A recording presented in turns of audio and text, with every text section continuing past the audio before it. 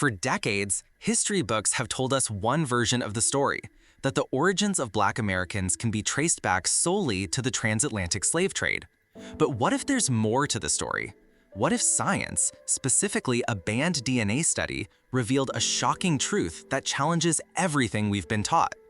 In this video, we're going to break down newly uncovered findings from a controversial genetic study that was reportedly silenced before it could make waves. And trust me, the truth hidden in these results may just change the way you see history forever. In the early 2000s, a group of genetic researchers began tracing ancestral markers in African Americans to better understand lineage, migration, and origin.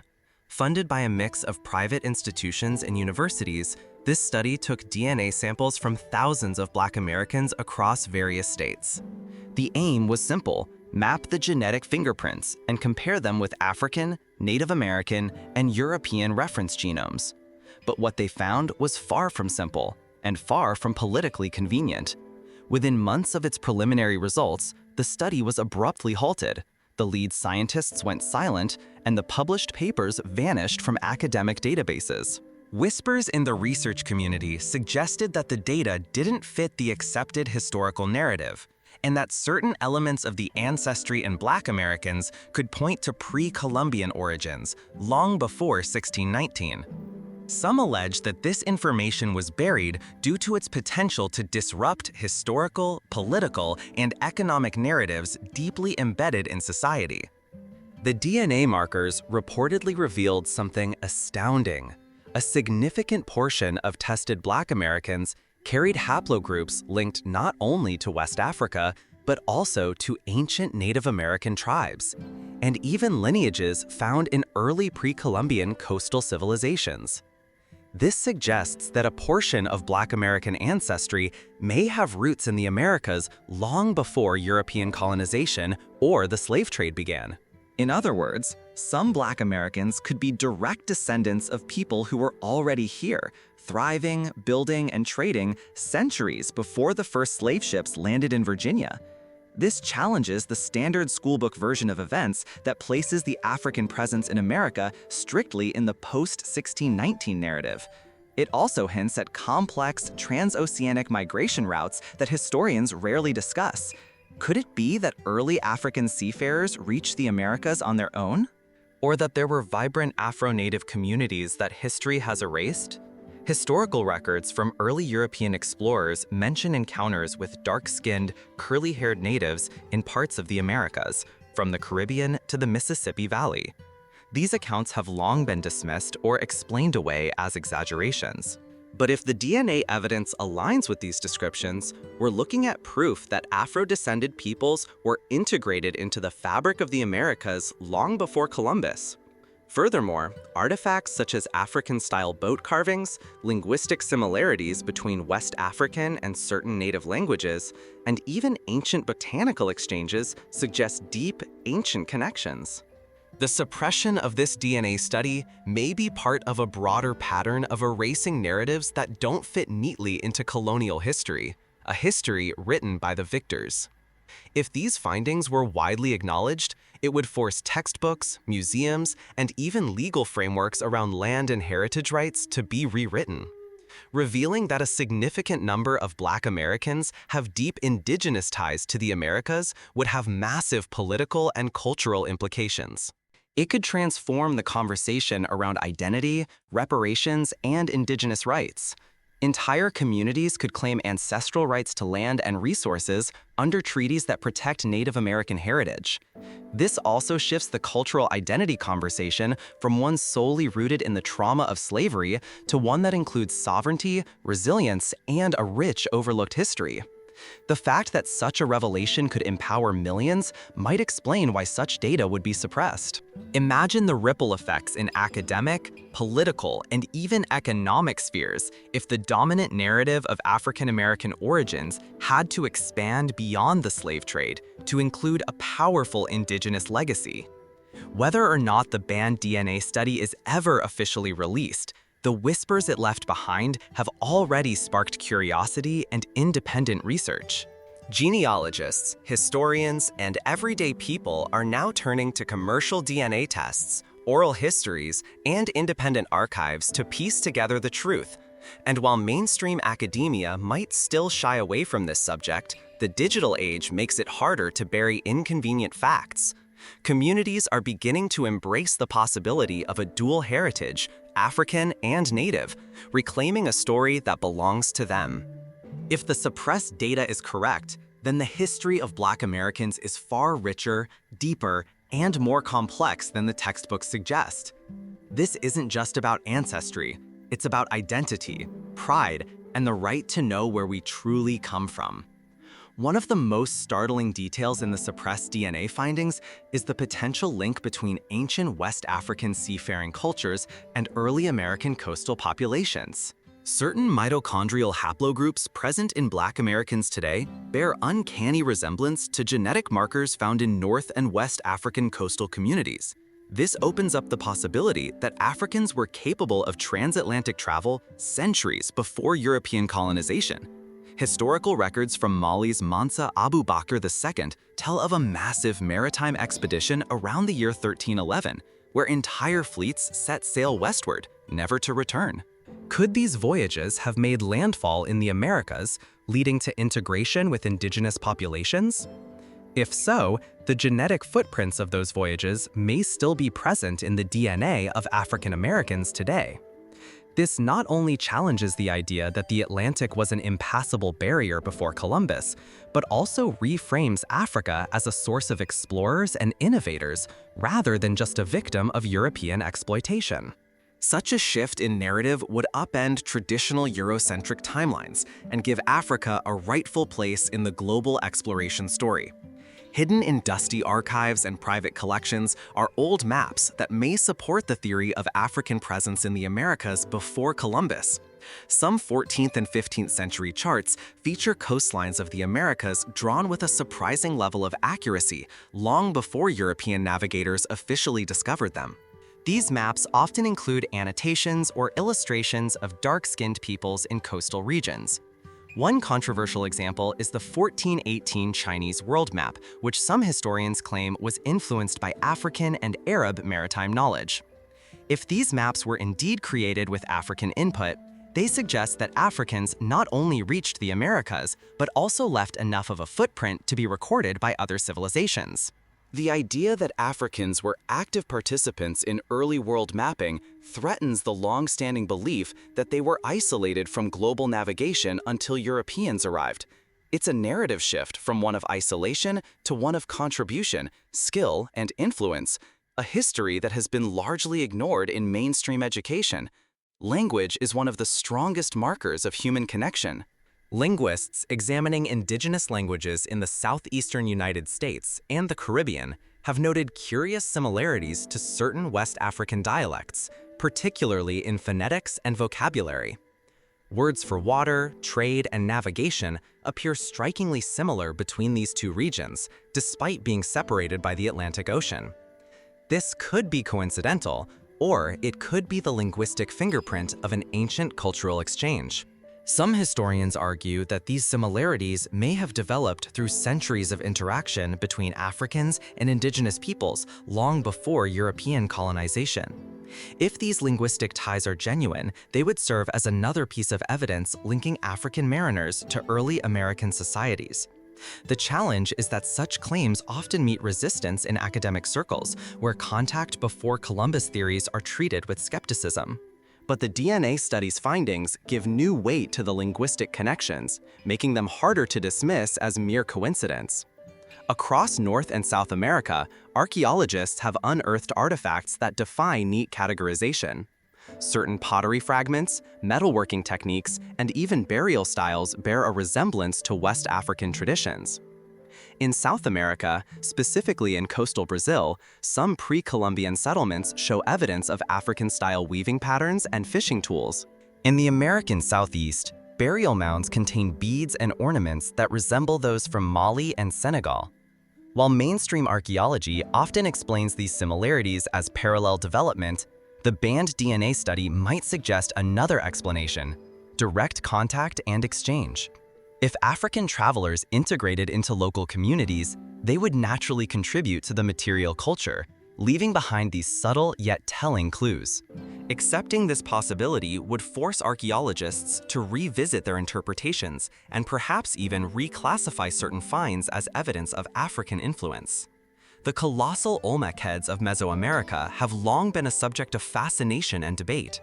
Carved from massive stone blocks, some of these sculptures feature broad noses, full lips, and facial structures that some researchers say bear resemblance to West African physiognomy. Mainstream historians argue that these features are simply variations within indigenous Mesoamerican populations. However, proponents of the African contact theory suggest that these sculptures may commemorate African visitors or leaders who integrated into Olmec society. The DNA studies findings of African-linked haplogroups in certain modern Mesoamerican communities could lend credence to this theory. If true, the Olmec heads wouldn't just be artistic achievements, they would be stone witnesses to a forgotten chapter of transatlantic history. Before written records, history lived in the memories of storytellers. Across Native American and African American communities, there are oral traditions describing encounters with people from across the Great Water who were dark-skinned and arrived in great canoes. In some cases, these visitors are remembered as allies, traders, or even relatives through intermarriage. While oral history is often dismissed as myth by modern historians, it has proven valuable in other archaeological discoveries, such as locating ancient shipwrecks or settlements. If we take these stories seriously, they align strikingly well with the genetic evidence hinted at in the banned DNA study. Oral traditions may be the living memory of transatlantic contact that occurred centuries before Europeans recorded it. The question remains, why was this DNA study silenced? Critics argue that such findings could destabilize long-standing narratives that support certain power structures. Acknowledging African presence in the Americas before Columbus could impact everything from indigenous land rights to African American heritage claims. It could also challenge the foundational mythology of European discovery, forcing a rewrite of history curricula and museum exhibits worldwide. Universities and funding bodies, many of which are tied to political or corporate interests, may have seen the study's results as a threat to the status quo. Silencing it ensured that the dominant narrative remained intact, at least for now.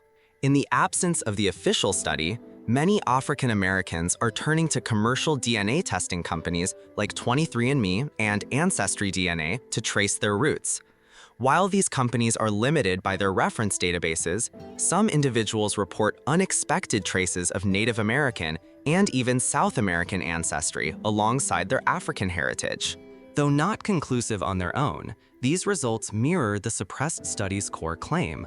The African American genetic story is more complex than the transatlantic slave trade alone. As more people test their DNA, patterns may emerge that are too significant to ignore. This citizen-led genetic mapping could eventually force academic acknowledgement of the deeper pre-slavery connections. Our school systems often present history through a Eurocentric lens, framing Africa as a continent of tribes waiting to be discovered or civilized by Europeans. The idea that Africans crossed oceans, traded with distant peoples, and left genetic legacies around the world is rarely taught. The banned DNA study threatens this narrative by positioning Africa as a center of innovation, exploration, and influence.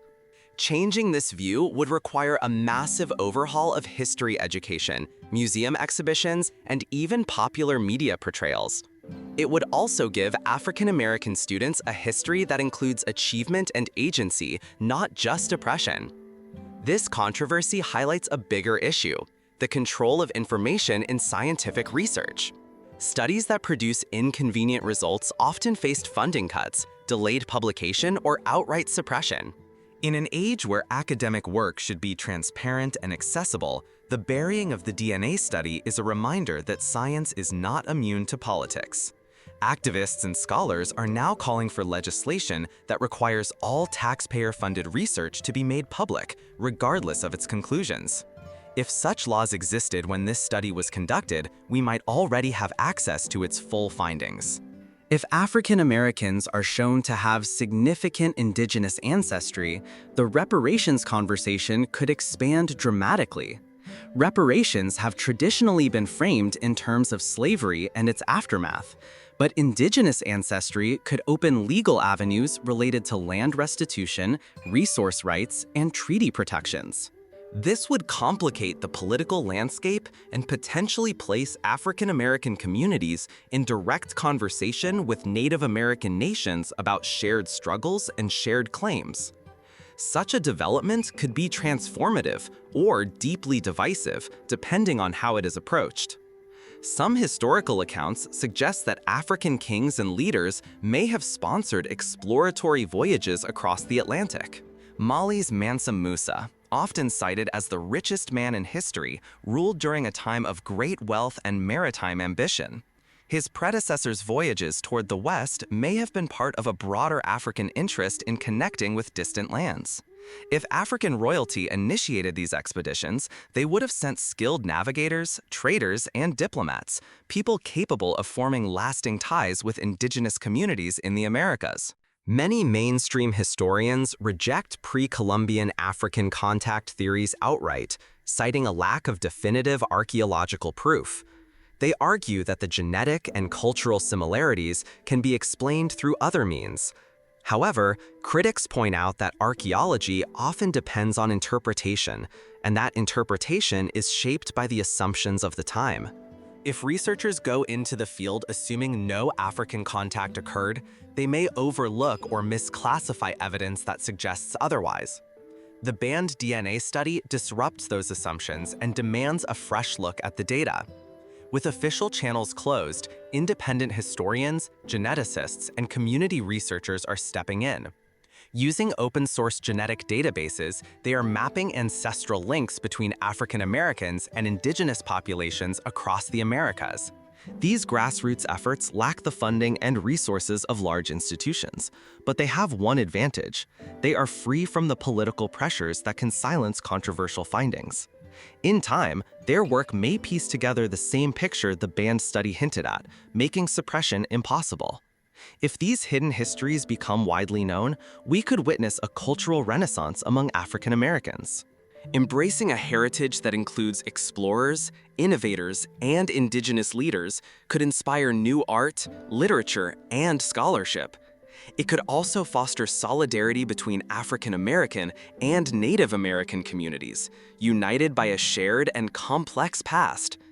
The truth, once revealed, would not only reshape history, it would reshape identity, pride, and the very way people see themselves in the American story.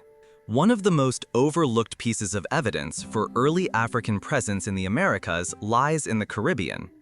Genetic studies in certain islands, particularly Dominica, St. Vincent, and the Bahamas, reveal mitochondrial haplogroups common in West Africa that appear in populations with minimal recorded slave trade input. This anomaly suggests that Africans may have reached these islands before the major slave trade era and integrated with local Arawak, Kalinago, Carib, and Taino peoples.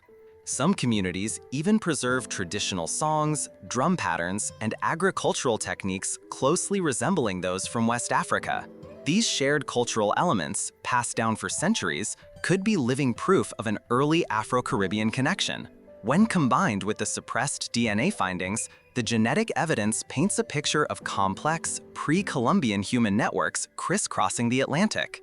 Archaeologists in Central and South America have found items like cowrie shells from the Indian Ocean, African-style iron smelting remnants, and fabrics with weaving patterns identical to those in West Africa, in contexts predating European arrival. Cowrie shells, in particular, are significant. They were used as currency and spiritual items in Africa, and have been found in ancient burial sites in the Americas.